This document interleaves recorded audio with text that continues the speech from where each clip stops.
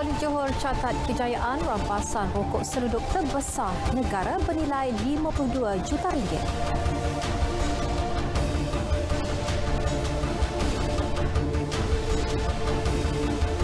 Terima suapan RM300,000 bawa pada buat ahli perniagaan bergelar Datuk Seri.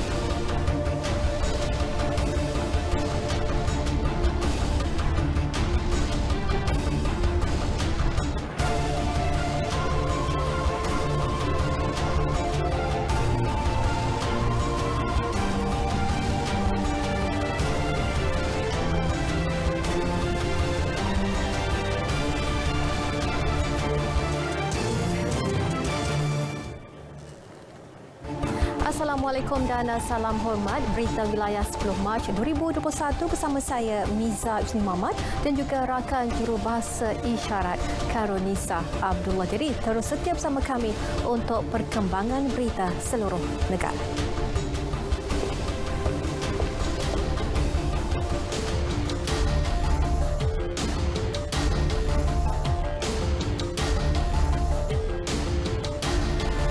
Dan saudara, seperti biasa kami bawakan kepada anda kemas kini berita seluruh negara secara langsung. Lintas langsung negeri hari ini kita mulakan dengan Perak Darul Rizwan bersama rakan penyampai Muhammad Fahmi Muhammad Noor. Dan antara paparannya, kerajaan negeri santuni 2,000 penghantar makanan dengan menyediakan fasiliti lengkap untuk keselesaan mereka. Dan selepas itu, dari Bumi Kenyalang, kerajaan negeri menyeru agar rakyat Sarawak segera mendaftar bagi mendapat vaksin COVID-19 menjadi antara fokusnya. Dan untuk perinciannya kita akan bersama Bu Mawen.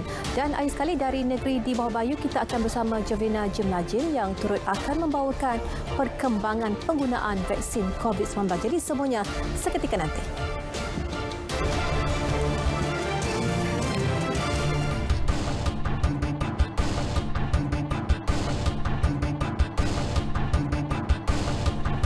Polis Johor berjaya merampas 7,000 kotak rokok seluduk bernilai 52 juta ringgit. Rampasan rokok kontraban terbesar dalam negara itu adalah hasil resikan dan pemantauan pasukan polis Marin Wilayah 2 Tampoi.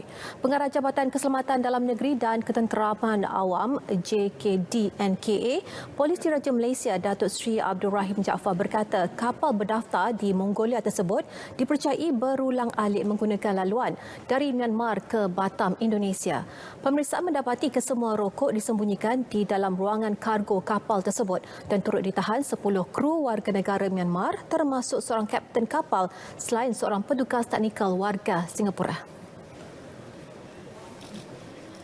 Menanya begini, lupa rokok ni didalangi oleh sindiket yang besar. Dan sindiket ini bergerak di semua negeri. Tapi dia apabila kapal ni bawa rokok, dia akan drop di kawasan sindiket yang berkenaan. So dia akan sindiket yang ini akan ambil rokok ni melalui bot-bot kecil. Tapi bila kita buat pemeriksaan lanjut pada kapal ni, ada banyak lagi kotak-kotak rokok yang tidak ada dalam modifai. Saya bagi figure yang ni berdasarkan modifai. Turut dirampas sebuah kapal kargo jenis MV Cheetah 2 bernilai 18 juta ringgit. Kes disiasat mengikut Seksyen 135-1-A Akta Kastam 1967. Beliau berkata demikian dalam satu sidang media di Ibu Pejabat Polis Daerah Pontian. Turut hadir Ketua Polis Johor Datuk Ayub Khan Maidin PC serta Ketua Polis Daerah Pontian Superintendent Mustafa Bakri Saleh.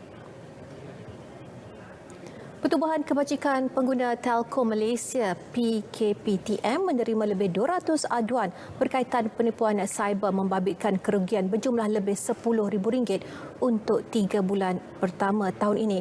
Menurut Presidennya Datuk Seri Dr. Sahar alias Syaharuddin Al-Yahya, jumlah kes tersebut menunjukkan tren peningkatan berbanding tahun lalu, terutama penipuan pembelian di platform media sosial.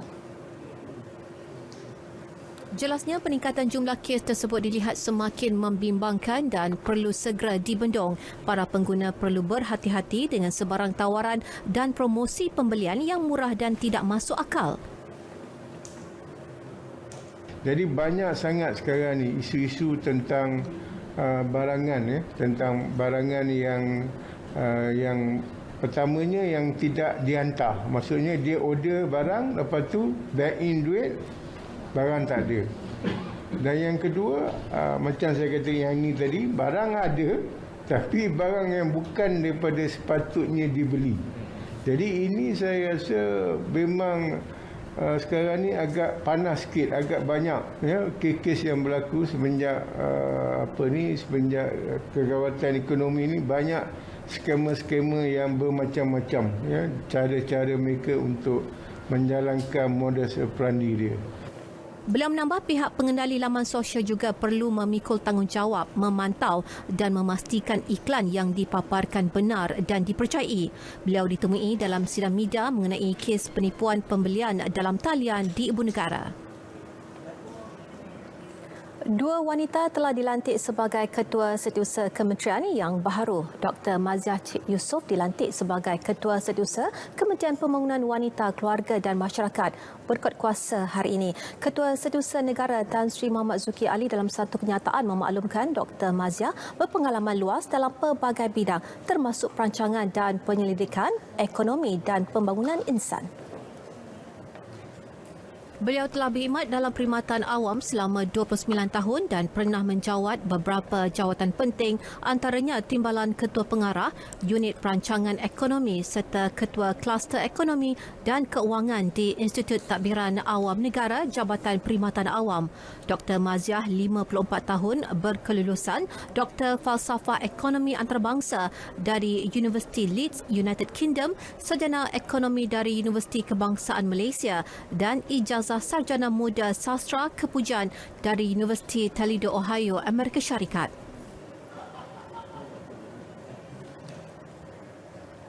Sementara itu, Datuk Haslina Abdul Hamid pula dilantik sebagai Ketua Setiausaha Kementerian Pertanian dan Industri Makanan yang baharu juga berkuat kuasa hari ini. Datuk Haslina pernah menjawat beberapa jawatan penting dalam kerajaan, antaranya Timbalan Ketua Setiausaha Dasar, Kementerian Pertanian dan Industri Makanan dan Timbalan Ketua Setiausaha Pelancongan, Kementerian Pelancongan dan Kebudayaan.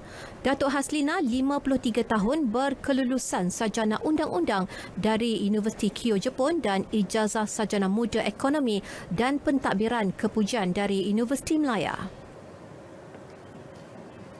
Tugas penolong pembantu perubatan kini menjadi lebih mencabar di saat negara berhadapan pandemik COVID-19 dan ini kerana mereka perlu sentiasa peka dalam memastikan kesihatan rakyat terjaga di samping memberikan perkhidmatan terbaik.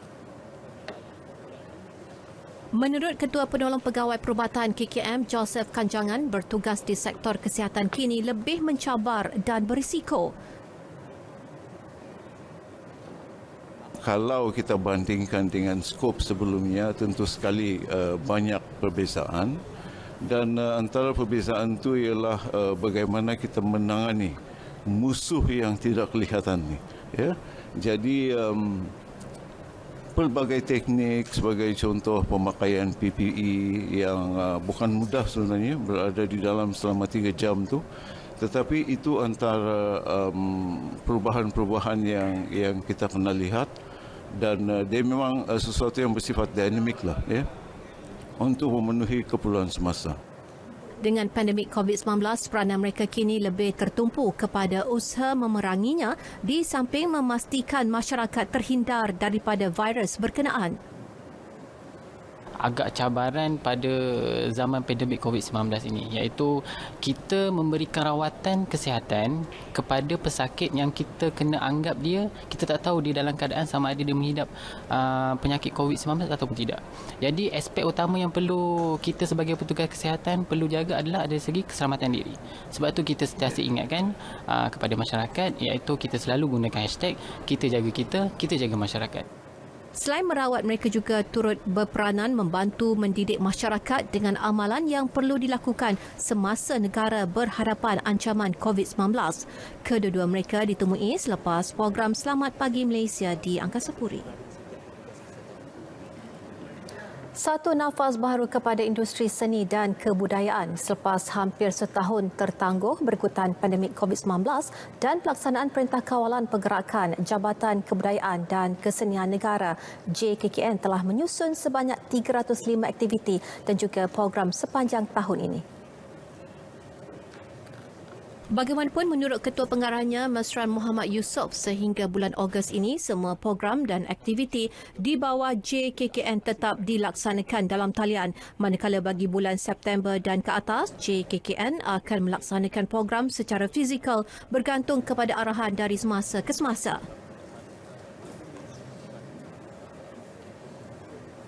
Tetapi saya sebut tadi, apabila pengumuman oleh Datuk Ismail Sabri semalam, ia merupakan satu napas baru kepada industri seni.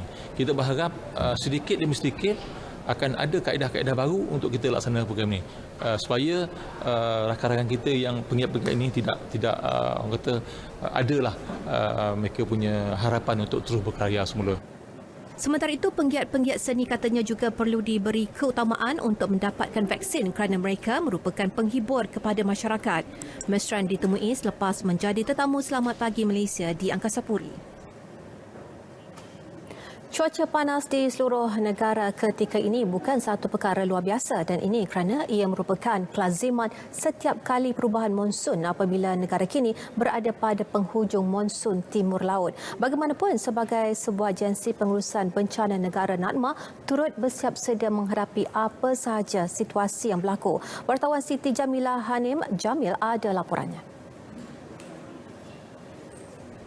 Ketua Pengarah NADMA Datuk Dr. Aminuddin Hasim berkata pihaknya kini melakukan pemantauan paras air di semua empangan seluruh negara. Sekiranya berlaku penurunan, pihaknya akan segera membuat pembenihan awan. 3 negeri sedang dalam senarai menunggu untuk proses pembenihan awan iaitu Melaka, Selangor dan Kedah. Sebab kalau boleh tahun ni sedapat mungkin NADMA nak pastikan tak ada satuan air sedapat mungkin, walaupun sebenarnya ia bergantung dengan pengurusan badan-badan pengurusan air di negeri masing-masing. Tetapi sebagai agensi pusat bencana, orang selalu cakap bencana banjir je, tak ada. Kemarau pun kita punya mandat jugalah. So kalaulah dapat kita pastikan tahun ini keadaan agak selaras daripada segi bekalan air, hujan dan sebagainya. Selain pemantauan di empangan, NADMA juga akan memantau pembakaran terbuka yang secara tidak langsung boleh memburukkan lagi keadaan cuaca panas. Ketika ini, beberapa siri kebakaran telah dikesan termasuk di Selangor, Pahang dan Terengganu. Susulan itu, untuk Terengganu, 760 pegawai dan anggota bomba ditugaskan mengawal pembakaran terbuka. Pengarah Jabatan Bomba dan Penyelamat Negeri, Penolong Pesuruhjaya Bomba Mat Hilman Abdul Rashid berkata, jumlah kebakaran menunjukkan peningkatan berbanding tahun lalu. Sehingga 8 Mac tahun ini, 236 kebakaran terbuka direkodkan berbanding tempoh sama tahun lalu iaitu hanya 214 kes. Pihaknya telah mengesan 12 lokasi di seluruh negeri. Dan mereka ini akan sentiasa akan memberi respon kepada semua tempat-tempat yang dijangkakan, seperti mana saya katakan tadilah, sebanyak 12 tempat hotspot yang dijangka akan berlaku kebakaran ini, terutama di Dungun, Kemaman, Kertih dan juga Stiu dan juga Besut. Dan kawasan-kawasan ini, balai-balai yang berhampiran ini telah pun kita berada dalam keadaan standby mode. Mereka akan memberi respon untuk melakukan pemadaman di kawasan-kawasan terbakar ini. Kalau anda dapat saksikan, ini adalah antara kesan akibat pembakaran terbuka. Impaknya boleh bertambah buruk di saat negara kini sedang menghadapi cuaca panas yang dijangka akan berlaku sehingga pertengahan bulan ini. Justru jadilah rakyat yang bertanggungjawab. Tolong jangan lakukan pembakaran terbuka kerana kesannya bukan hanya pada saya, anda dan kita semua. Siti Jamilah Hanim Jamil, Berita RTM. Peniaga kecil di Kedah yang terkesan akibat pandemik COVID-19 kini mampu menarik nafas lega apabila pelbagai pihak tampil menyalurkan sumbangan termasuk platform untuk menjana pendapatan. Ia menerusi usaha membangunkan aplikasi sistem khidmat penghantaran barangan dan makanan melalui motosikal tut-tut. Platform berkenaan dibangunkan Koperasi Pembangunan Ekonomi Islam Kedah Berhad, Persatuan Penjaja dan Peniaga Melayu Malaysia Negeri Kedah dan Universiti Utara Malaysia. Buat permulaan, seramai antara 10 hingga 15 penjaja kecil akan dilatih dalam program berkenaan. Sama-sama untuk mencari pekerjaan lah dalam bidang ni. Sebelum ni tak kerja apa? Sebelum ni tak buat kerja apa. Sebab dah baru lepas sekolah, tak ada kerja apa.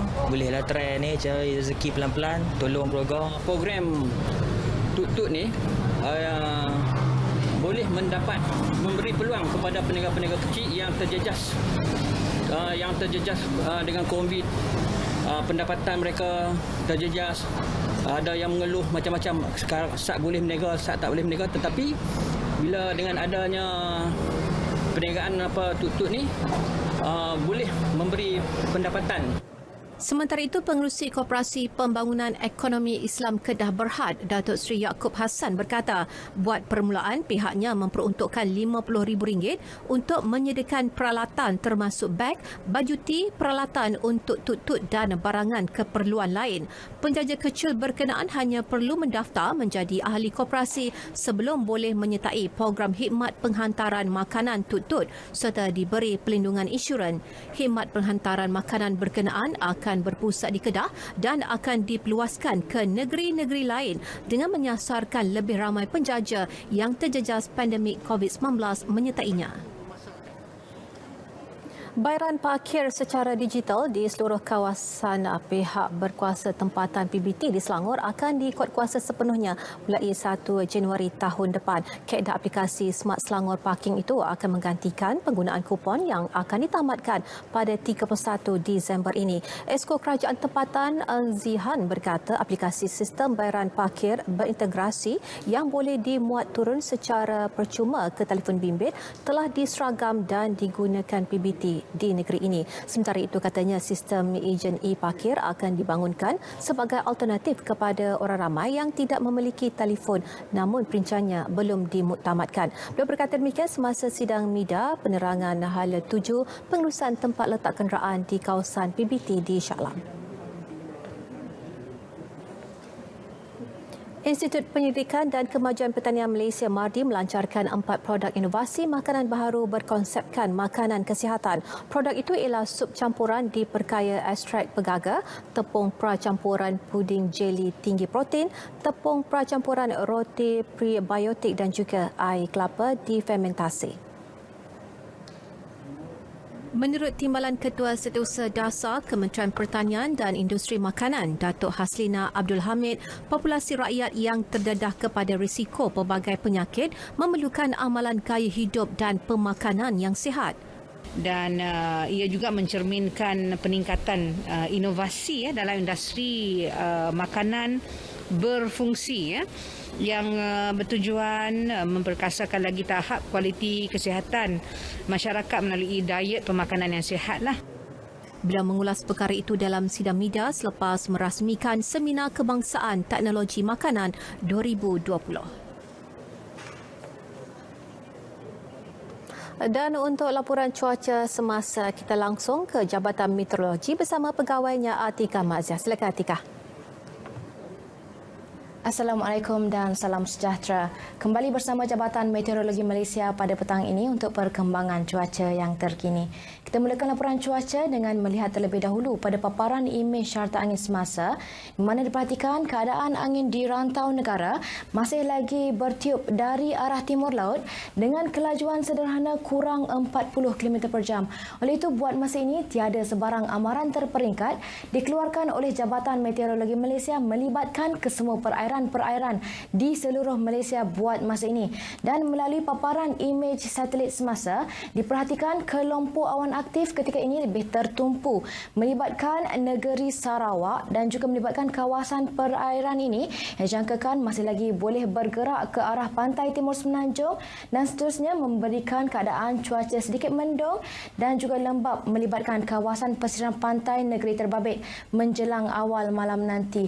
Dan melalui paparan imej imej kamera radar semasa, diperhatikan tiada hujan dicerap melibatkan kesemua negeri-negeri di semenanjung Malaysia buat masa ini. Walau bagaimanapun, bagi negeri Sabah dan juga Sarawak, keadaan hujan lebat beserta rebut petir masih lagi sedang berlaku, melibatkan hampir kesemua bahagian. Di negeri Sarawak juga melibatkan bahagian pantai barat, Kudat dan juga Sandakan negeri Sabah yang dijangkakan masih lagi boleh berterusan sehingga ke awal malam nanti. Selain itu, Jabatan Meteorologi Malaysia juga menjangkakan keadaan hujan lebat berterusan berpotensi untuk berlaku melibatkan kawasan yang telah ditandakan dengan warna kuning ini bermula 12 sehingga 13 Mac ini. Dan dalam tempoh masa tersebut, orang ramai di kawasan yang terlibat diminta untuk lebih berhati-hati dan juga sentiasa peka dengan keadaan cuaca semasa. Baik, ini sahaja ramalan cuaca yang dapat saya kongsikan pada petang ini. Untuk mendapatkan maklumat cuaca yang lebih terperinci, anda boleh layari laman sesawang kami di www.met.gov.my atau menerusi laman sosial media kami seperti yang telah tertera di sini. Sekian dahulu dari Jabatan Meteorologi Malaysia. Saya Atikah Marziah. Assalamualaikum dan salam sejahtera.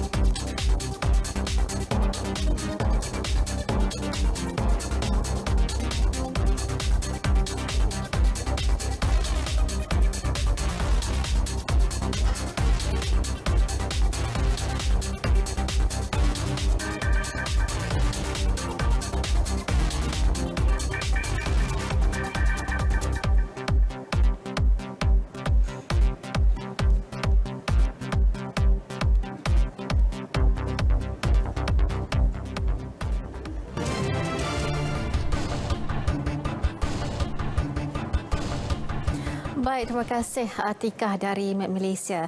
Jadi bagi memulakan perkembangan dari negeri-negeri, kita terlebih dahulu ke Perak Darul Rizwan bersama Muhammad Fahmi Muhammad Nur. Dan antara fokus hari ini adalah industri pelancongan domestik yang kembali bernafas. Jadi silakan Fahmi. Baiklah, terima kasih. Assalamualaikum dan salam sejahtera.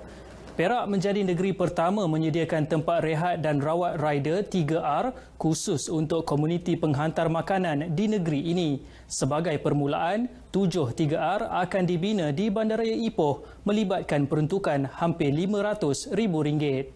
Menteri Besar Perak Datuk Sarani Mohamad berkata pembinaan 3R ini sebagai penghargaan kepada komuniti ini yang turut memainkan peranan penting sejak pandemik COVID-19 bermula tahun lalu. Para riders ini juga adalah merupakan sebahagian daripada frontliners kerana sewaktu kita lockdown, mereka di antara orang yang dibenarkan bertugas dan mereka lah yang menjadi penghubung di antara KFC dengan pelanggan. Mereka menjadi penghubung di antara McDonald dengan pelanggan.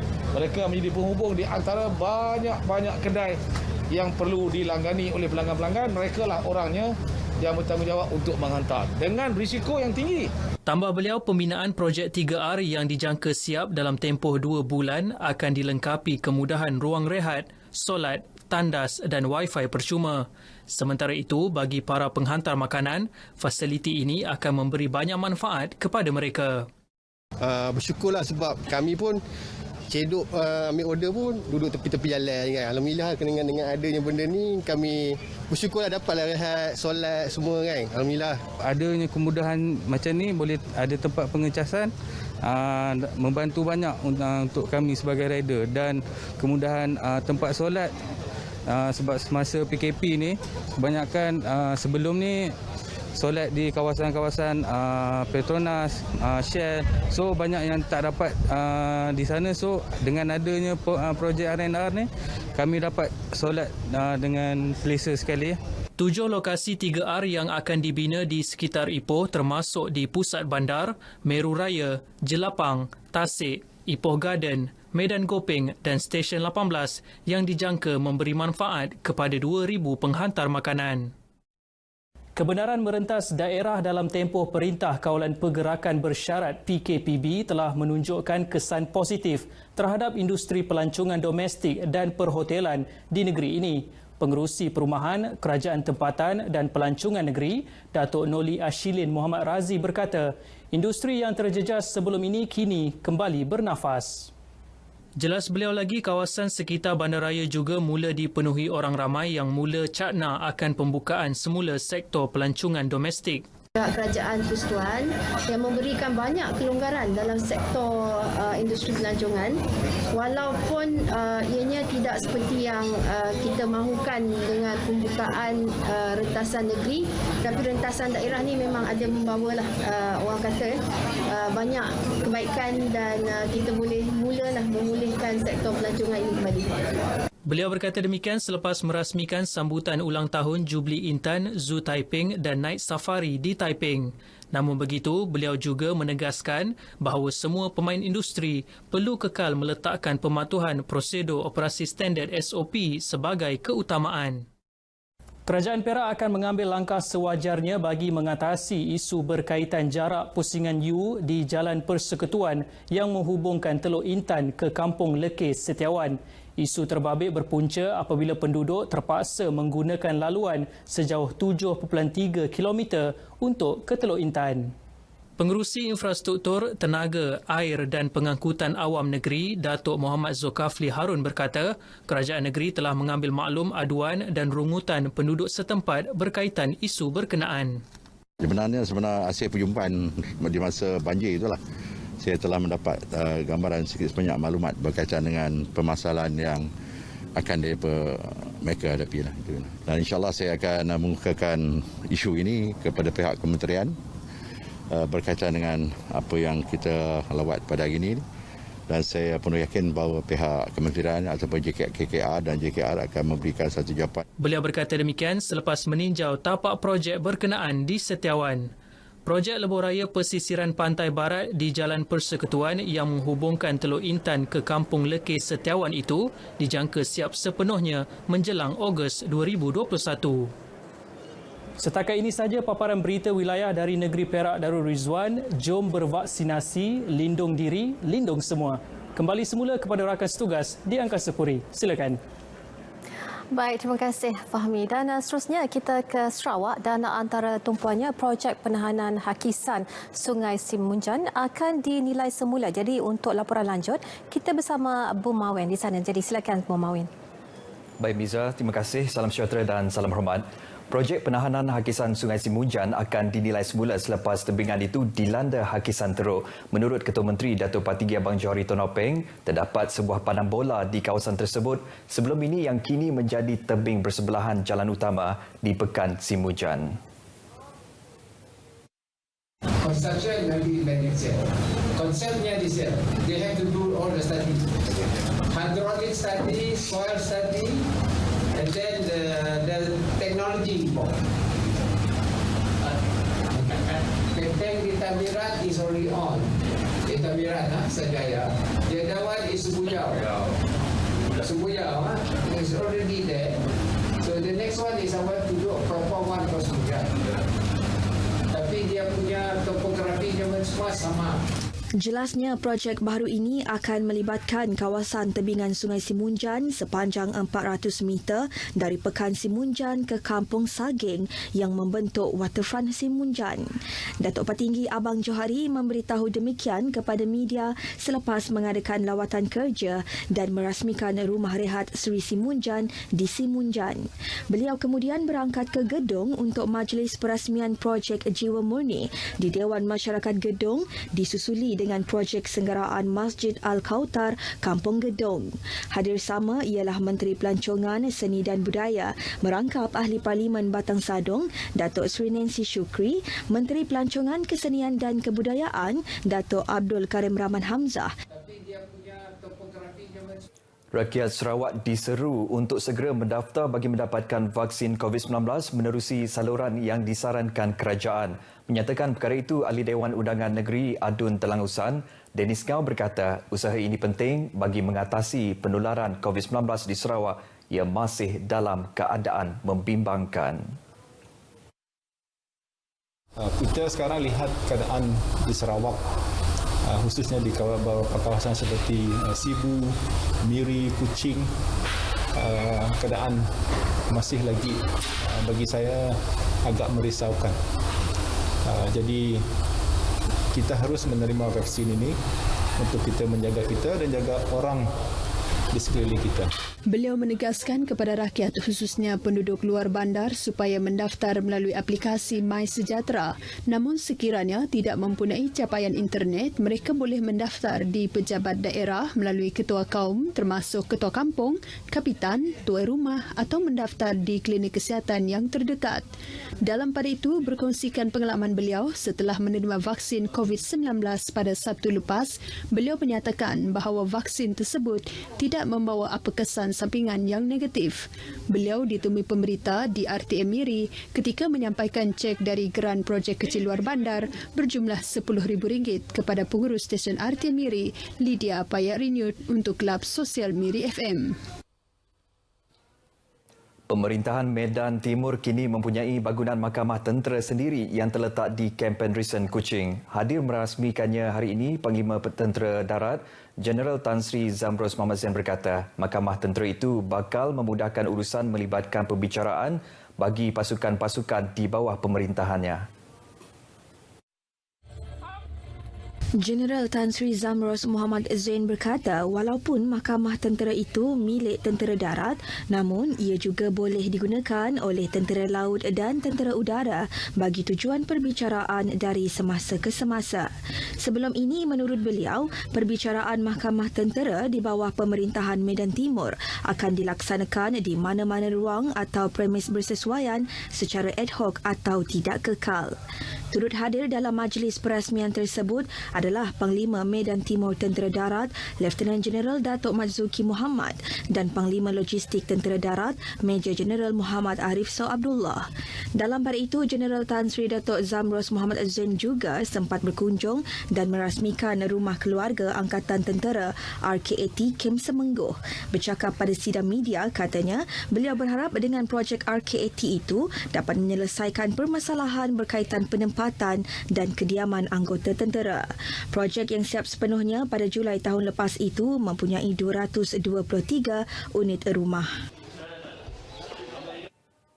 Pelbagai inisiatif telah diambil bagi membantu pusat pemulihan dalam komuniti PDK Limbang memiliki bangunannya sendiri. Mengambil serius perkara itu, Timbalan Menteri Pengangkutan Malaysia merangkap Ahli Parlimen Limbang, Datuk Hasbi Habibullah berkata, beliau telah menyuarakan perkara itu secara konsisten dalam sidang Parlimen.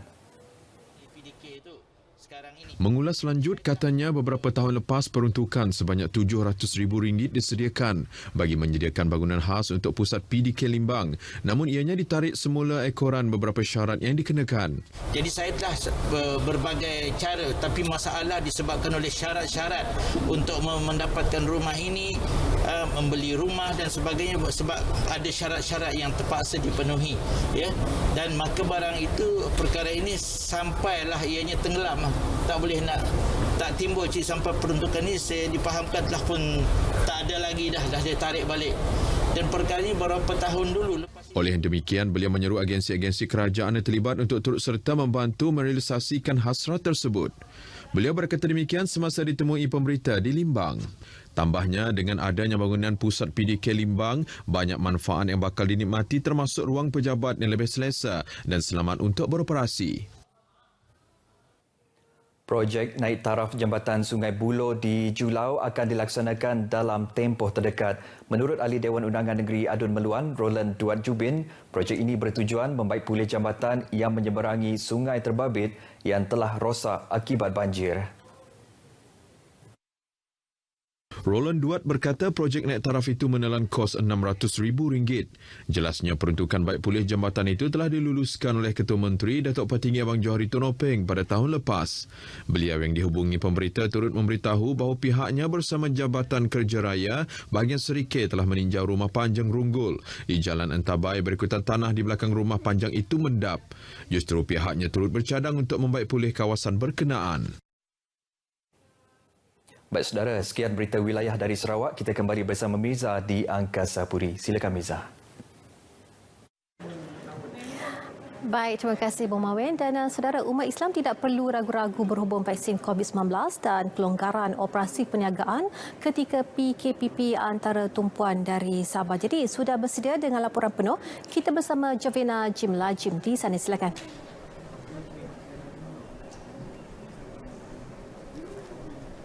Miza, terima kasih. Salam sejahtera. Rakyat Sabah dinasihatkan agar tidak meragui status halal vaksin yang digunakan dalam program imunisasi COVID-19 kebangsaan yang sedang dilaksanakan.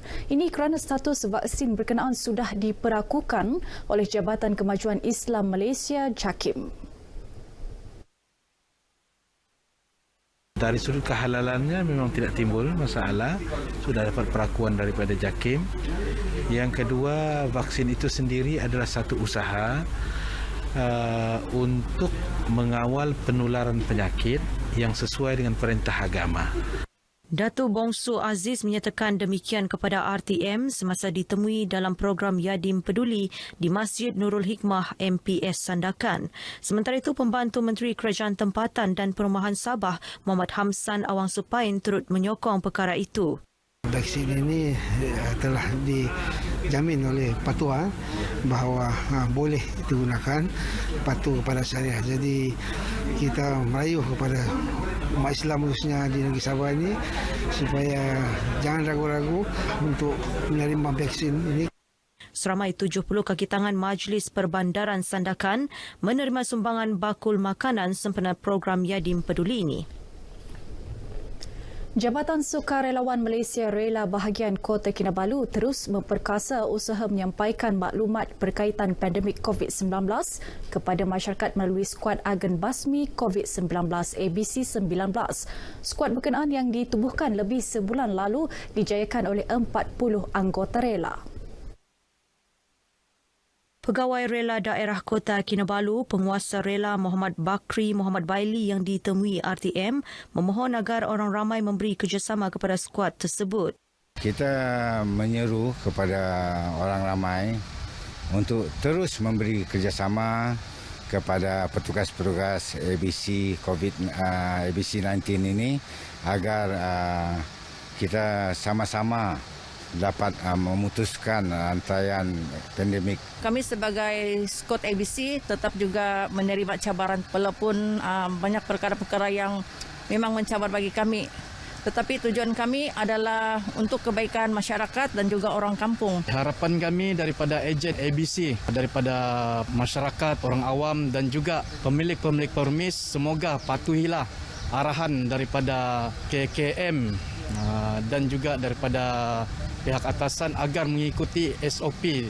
Sementara itu, orang ramai menyambut baik penubuhan skuad ABC-19 Rela ini kerana membantu mereka mendapatkan info tepat berkaitan pandemik. Saya rasa skuad ABC ini, bahagian rela, benar-benar membantu masyarakat kita memahami bagaimana kita untuk membendung virus COVID ni daripada merebak. Mereka hanya menjalankan tugas, jadi kita jangan emosi. Hanya yang kita boleh buat ialah kerjasama. Pewujudan ejen basmi COVID-19 yang merupakan sukarelawan komuniti adalah inisiatif terkini kerajaan dalam memperkasa masyarakat bagi memastikan orang ramai terus terhindar daripada jangkitan wabak berkenaan. Kebenaran pelaksanaan lebih banyak program dan aktiviti perniagaan semasa Perintah Kawalan Pergerakan Pemulihan PKPP di Sabah bermula 5 Mac lalu memberi kelegaan kepada golongan peniaga. Antaranya termasuk kebenaran makan di kedai dengan mematuhi prosedur operasi standard SOP yang ditetapkan. Bagi Rozilah Rubin yang mengusahakan jualan berasaskan kopi, kelonggaran itu membantu menjana pendapatan mereka semula. Setiap hari dianggarkan lebih 100 pelanggan datang ke kedainya untuk membuat tempahan selain menerima tempahan belian secara dalam talian.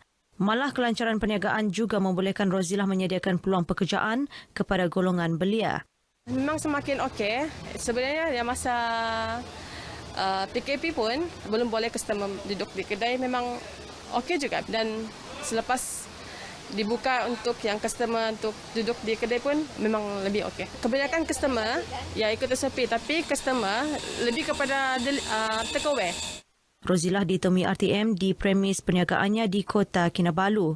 Selain menjalankan perniagaan di premisnya, Rozilah juga membekalkan jualan minuman berasaskan kopi kepada 8 ejen di Sabah termasuk di wilayah Persekutuan Labuan. Suruhanjaya Pencegahan Rasuah SPRM Sabah memuji usaha pelbagai pihak di negeri ini merealisasikan Pelan Anti Rasuah Kebangsaan NSCP khususnya melibatkan perkara 6, memupuk amalan tadbir urus baik entiti korporat. Pengarah SPRM Sabah S. Karunaniti berkata pihaknya juga menerima kerjasama membanggakan termasuk daripada sektor swasta dalam inisiatif memperhebat program kesedaran anti rasuah. Beliau berucap merasmikan program Ikrar Bebas Rasuah Bosted DCNS Naval Corporation Sendirian Berhad BDNC di sebuah pusat peranginan di Tuaran. Sementara itu, Ketua Pegawai Eksekutif BDNC Feroz Razi Ramli menyokong usaha SPRM dalam mencegah perbuatan rasuah. Mendorong warga BDNC untuk terus mendukung integrity pledge di dalam organisasi kami. Seramai 57 petugas BDNC menjayakan Majlis Ikrar Bebas Rasuah berkenaan. Kelonggaran yang diberikan kerajaan negeri yang membenarkan beberapa sektor sukan dan rekreasi beroperasi semula sejak Isnin lalu merupakan berita gembira bagi rakyat khususnya belia dan ibu bapa. Kelonggaran itu diberikan susulan pelaksanaan Perintah Kawalan Pergerakan Pemulihan PKPP di Sabah bermula 5 Mac bagi menggantikan PKPB. Rata-rata orang ramai yang ditemui RTM di sekitar Bandaraya Kota Kinabalu mengakui pembukaan semula sektor sukan dan rekreasi memang dinanti-nantikan. Saya setuju, tapi dengan syaratlah kalau boleh ikut SOP. Sebab kalau tidak rekreasi, tidak sukan ni kan pandai tergugat jugalah kesihatan. Ya baguslah kalau buka sebab budak-budak boleh berjalan kan, boleh keluar. Kalau di rumah boring bah. Macam siok lah sebab boleh keluar sudah kan. Saya setuju pasal rekreasi ni dia memang diperlukan lah. Memang banyak yang suka ni rekreasi. Sektor sukan dan rekreasi merupakan antara yang ditutup sejak pelaksanaan PKP 2.0 di Sabah 13 Januari 2021 disusuli PKPB hingga 4 Mac 2021 bagi mengekang penularan pandemik COVID-19. Bagaimanapun kelonggaran itu tertakluk kepada pematuhan prosedur operasi standard SOP yang ditetapkan. Baik, saudara, sekian berita dari negeri di bawah bayu. Berita seterusnya kembali ke Angkasa Puri bersama Miza. Silakan. Pelaksanaan program-program yang menjurus kepada makasih syariah amat digalakkan dengan memperkukuh kerjasama antara agensi-agensi terlibat. Itu pandangan Menteri di Jabatan Perdana Menteri Hal Ehwal Agama, Datuk Seri Dr. Zulkifli Muhammad Al-Bakri. Dalam masa sama, beliau turut menyarankan agensi-agensi agama di bawahnya untuk memperbanyakkan program turun padang dan menyantuni masyarakat. Pesanan saya, semua agensi-agensi agama di bawah saya sentiasa bersatu, sentiasa bekerjasama supaya apa yang kita lakukan itu tinggi high impaknya yang memberi kesan yang cukup baik. Beliau berkata demikian ketika menyempurnakan majlis perasmian program Less Than 2 Minutes, Anda Tanya Ustaz Jawab dan Bicara Hidayah yang berlangsung di Pejabat Mufti Labuan pagi tadi. Sementara itu, Pengarah Penyiaran Labuan Aminah Samsudin Muhammad memaklumkan program-program berkenaan merupakan kolaborasi antara Labuan FM dan Pejabat Mufti Labuan yang memfokuskan perkongsian ilmiah menerusi platform media sosial dan siaran di radio.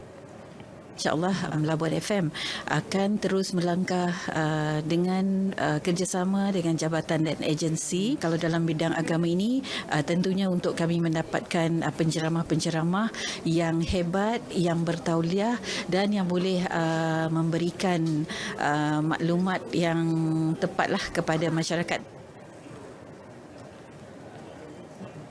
Susulan kemalangan maut yang mengorbankan sepasang suami isteri di Saujana Impian Kajang, seorang penghantar dokumen sambilan dihadapkan ke Mahkamah Magistrate Kajang hari ini atas pertuduhan memandu secara melulu dan berbahaya sehingga menyebabkan kematian pasangan berkenaan pada Ahad lepas. Bagaimanapun, S. Loganathan, 28 tahun, mengaku tidak bersalah selepas pertuduhan dibacakan ke atasnya di hadapan Magistrate Syahrul Shazli Mat Sain. Pertuduhan dilakukan mengikut Seksyen 41-1 Akta Pengangkutan Jalan 1987-Pindaan 2020 yang membawa hukuman penjara minimum 5 tahun dan maksimum 10 tahun atau denda minimum RM20,000 dan tidak melebihi RM50,000, dan ia termasuk hilang kelayakan lesen memandu untuk tempoh minimum 5 tahun dari tarikh sabitan serta lesen percubaan boleh dibatalkan jika sabit kesalahan. Mahkamah menetapkan 13 April untuk sebutan semula kes. Seorang ahli perniagaan bergelar Datuk Seri bersama seorang wanita direman 6 hari kerana didakwa menerima suapan berjumlah RM300,000. Mereka disyaki menerima rasuah daripada seorang individu kononnya bagi membantu melepaskan 22 warga Cina yang ditahan di depo imigresen.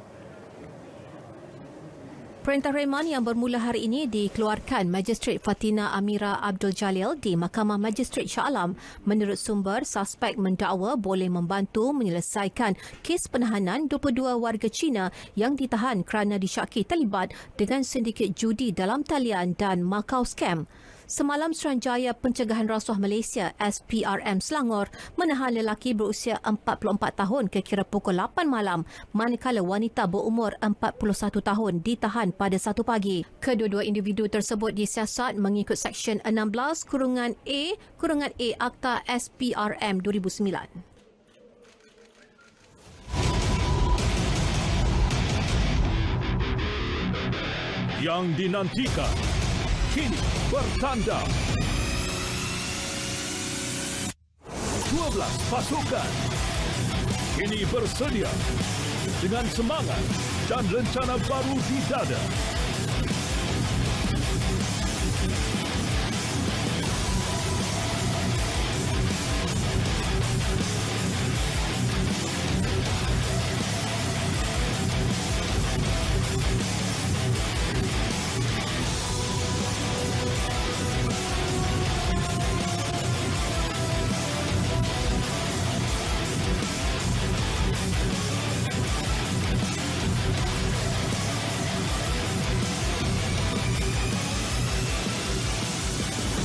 Super 2021 kini kembali.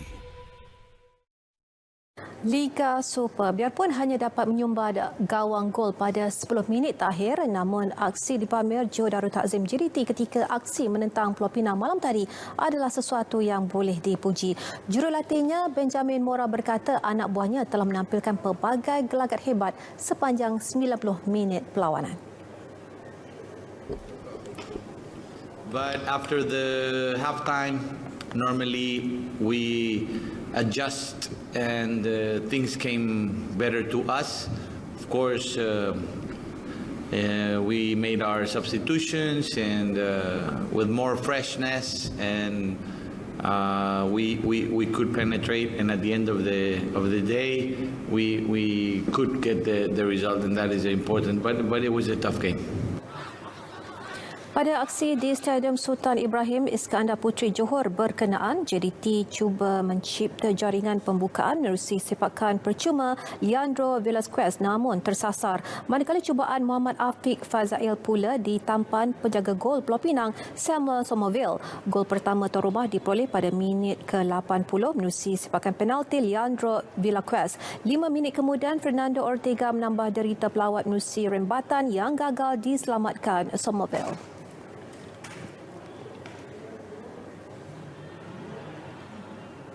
Prestasi di bawah tahap sebenar itu yang diluahkan Ketua Jurulatih Selangor FC Kristen Nitzel selepas tumbang 1-3 kepada Terengganu FC TFC di Sultan Mizan Zainal Abidin Stadium malam tadi. Menurutnya, aksi pemain tidak seperti biasa khususnya ketika separuh masa pertama permainan. Walaupun pada 20 minit awal The Red Giants memperolehi beberapa peluang untuk mencipta gol, tetapi kurang bernasib baik untuk direalisasikan ditambah kesulitan pemain penyerangnya melepasi barisan pertahanan TFC. I'm not happy today, of course. I'm not happy. The players are not happy, but we have to recover very fast now, and we have to think about the last 30 minutes. For today, it's not a good feeling right now, but we will come back on Saturday. Bagi jurulatih TFC, Nafuzi Zain pula, beliau lega dengan kemenangan tersebut sekaligus membawa pulang 3 mata berharga. Nafuzi melakukan percaturan berani memasukkan pemain penyerang import Jordan Minta dari TFC 2 bagi menggantikan David Da Silva yang mengalami kecederaan, serta seorang lagi pemain import TFC 2 Dechi Michel yang beraksi pada kesebelasan utama malam tadi. Perancangan pasukan dari awal dengan kita punya planning dengan pemain import kita, dari awal kita plan, tapi untuk malam ni kita tengok kebanyakan pemain import daripada TFC 2, daripada pemain kita ramai injuries, 3 pemain, ada juga pemain lokal, tetapi dari segi permainan, dari segi bertahan, bagi saya siapa-siapa pemain pun saya percaya, dan jika mengikut taktikal dan sistem cara kita main, InsyaAllah kita dapat result yang baiklah. Kedah Darul Aman KDA FC mengutip 3 mata penuh selepas menewaskan Sabah FC 2-0 pada perlawanan di Stadium Darul Aman Al-Usta malam tadi. Sebaik whistle babak pertama dibunyikan, tuan rumah Kedah bermula garang dengan membuat beberapa serangan. Cice Kipri menggembirakan kem Kedah pada minit ke-14 dengan gol pertama. Cubaan Sabah FC untuk bangkit tidak berhasil, sebaliknya tuan rumah sekali lagi meledak gol kedua pada minit ke-20 menerusi kepastiaman. Sebaik tamat babak kedua, tiada tambahan gol dapat dilakukan. Di Al-Usta, Kedah 2, Sabah 0.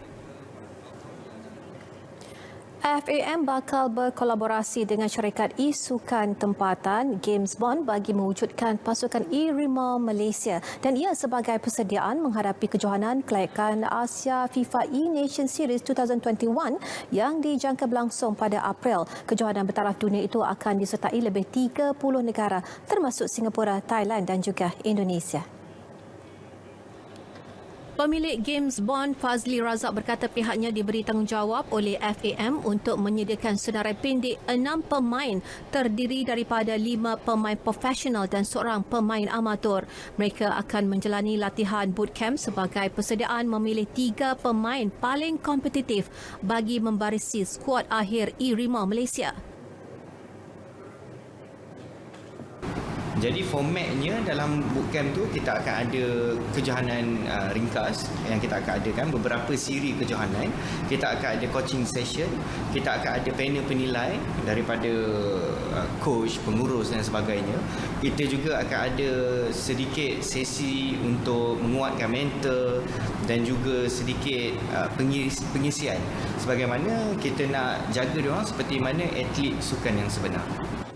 Satu kejohanan tempatan iaitu FAM e-Rimau Cup akan diadakan pada 18 hingga 21 Mac bagi memilih seorang pemain amatur terbaik untuk bersaing merebut tempat dalam pasukan e-Rimau Malaysia. Jika skuad e-Rimau Malaysia melepasi pusingan kelayakan, mereka akan bersaing pada kejohanan pertama FIFA E-Nation Series 2021 yang dijangka berlangsung pada Mei.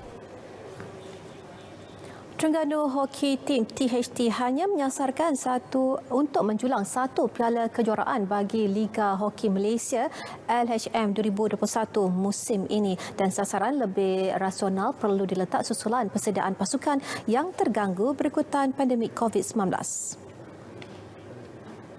Kekangan keuangan turut memaksa gergasi hoki Pantai Timur itu membuat percaturan lebih berhati-hati, khususnya pemilihan pemain.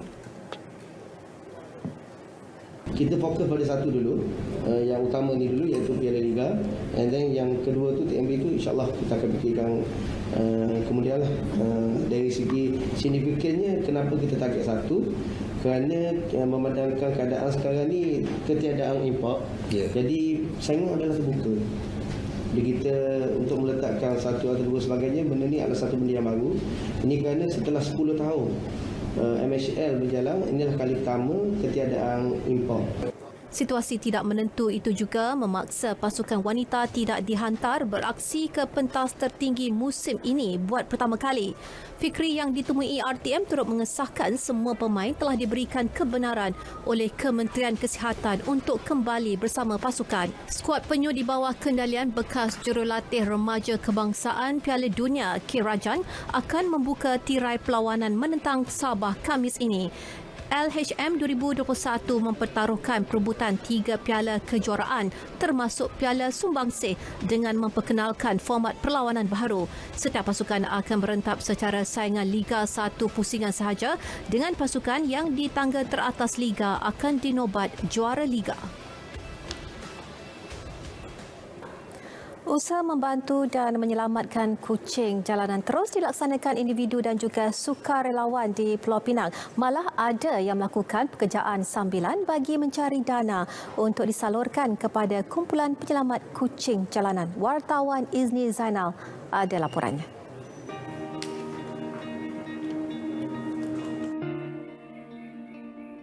Bagi pencinta kucing, melihat haiwan itu mencari makanan di tepi jalan sudah cukup menyentuh hati.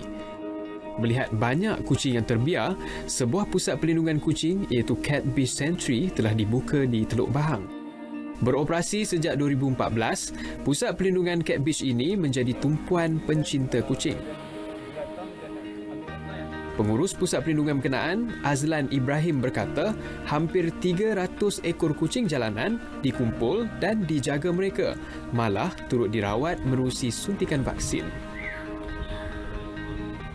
Di sini kami bagi keutamaan kepada kucing yang sakit, kelebihan kepada kucing yang sakit lah. Terutamanya dalam keadaan 50-50%. Macam kami memang mengalukan dari segi sumbangan derma daripada orang awam lah.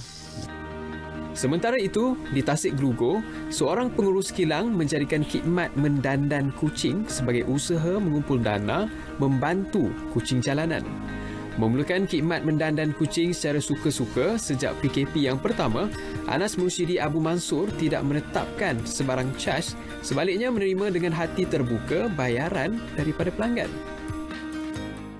Bayaran saya sediakan tabung, berapa yang customer, pelanggan-pelanggan kita yang bermurah hati nak salurkan berapa banyak pun terpulang dekat dia. Jadi saya tak tahu kutipan berapa yang customer bagi tu. Jadi hasil kutipan tu kita sebulan sekali ataupun 2 minggu sekali kita akan salurkan.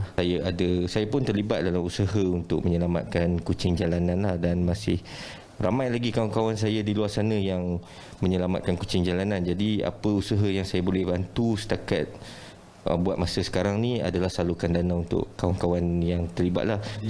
Di Selangor, Perak, Pulau Pinang, Kedah dan ada yang di Melaka. Hingga hari ini, beliau menerima kira-kira 300 ekor kucing daripada penduduk untuk melakukan proses dandanan termasuk memotong kuku dan memandikan kucing.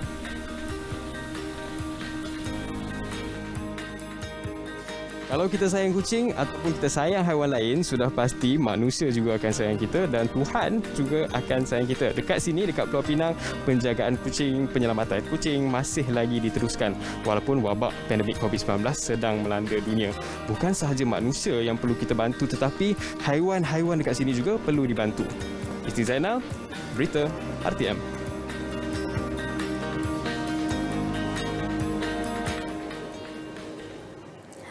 Baiklah saudara, laporan itu menutup berita wilayah hari ini. Terus berwaspada kerana COVID-19 masih berada dalam komuniti kita. Jadi sentiasa patuh SOP dan amalkan norma baharu. Dan pastikan juga imbas kod MySejahtera di setiap premis yang anda kunjungi. Dengan itu, Assalamualaikum dan salam hormat.